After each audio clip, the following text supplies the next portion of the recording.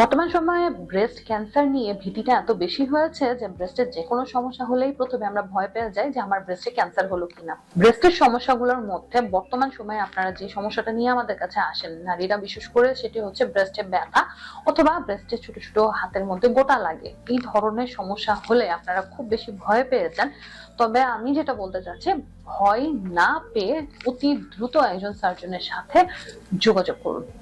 Surgeon আগে দেখবে আপনার ব্যথাটা কি ধরনের ব্যথা, আপনার পুরো হিস্ট্রি নিবে এবং ব্রেস্ট এক্সামিনেশন করে যদি সাসপিশিয়াস কিছু মনে হয় বা খারাপ কিছু মনে হয়, তাহলে সেক্ষেত্রে আমাদের হাতে বিভিন্ন ধরনের ইনভেস্টিগেশনস বা পরীক্ষা নিরীক্ষা আছে, সেগুলোর মাধ্যমে আমরা কনফার্ম হতে পারবো যে আসলেও আপনার ব্রেস্টের যে সমস্যাটা সেটি কোনো ক্যান্সার কিনা। এখন বলে রাখি, ব্রেস্টে ক্যান্সার ছাড়াও বিভিন্ন ধরনের ছোট ছোট টিউমার হতে পারে, যেমন ব্রেস্টে ফাইব্রয়েডিনোমা হতে পারে।